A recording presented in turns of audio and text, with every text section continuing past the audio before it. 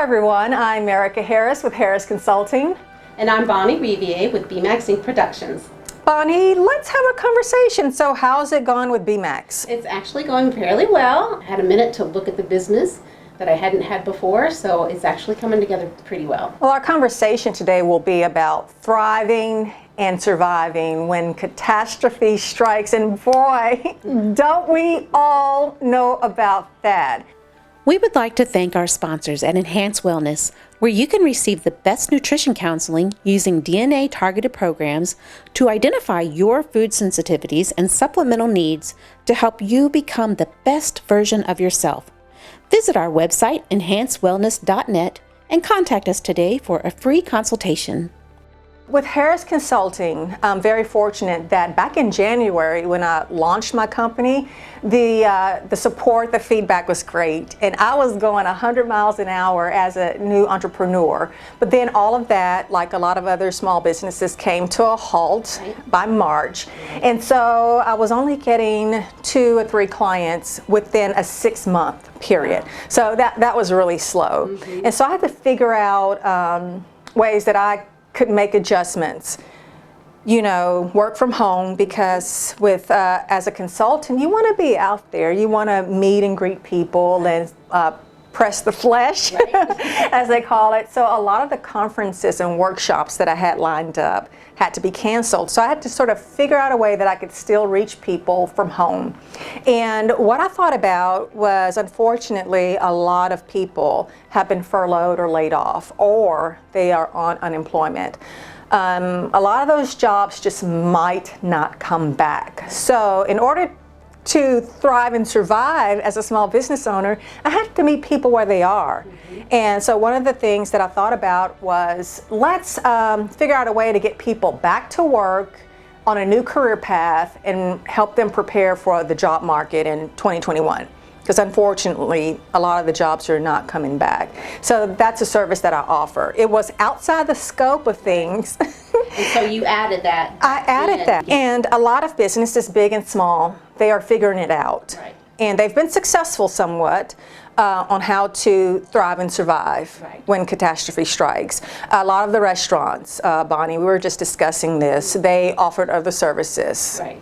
They amped up their delivery services, of course the curbside delivery as well. And then some of them even started selling grocery products. So the ones that are surviving and thriving really did get innovative with what they could do. And it's the way of the future, I believe, on how the companies, small businesses market themselves.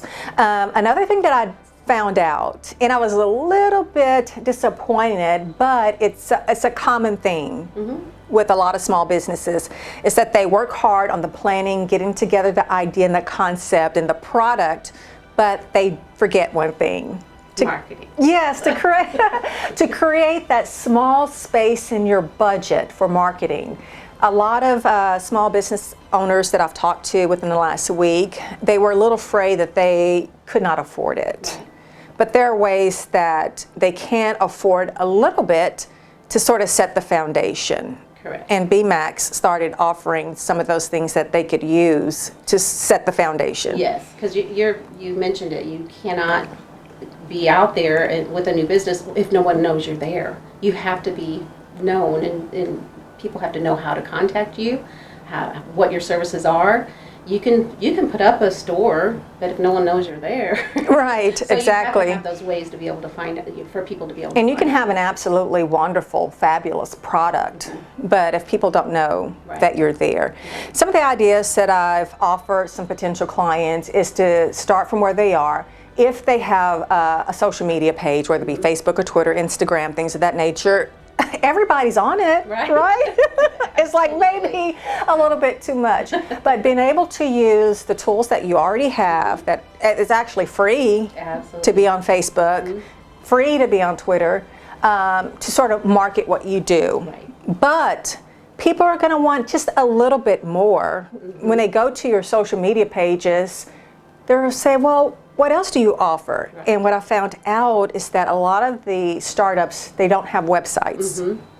Because you can use those social media pages as a tool, but you want to add a link they can just click and they can learn a whole lot more about your business. Absolutely. And creating a website or learning how to start to do one or have someone doing it for you, it's something that won't necessarily break the bank, right? Right, yeah. There are very affordable ones. I have heard people say you don't need a website, but when it comes to being legitimate, a lot of people want to see that website behind the social media. They want to know that you have been here or that you are here and that you are legitimate.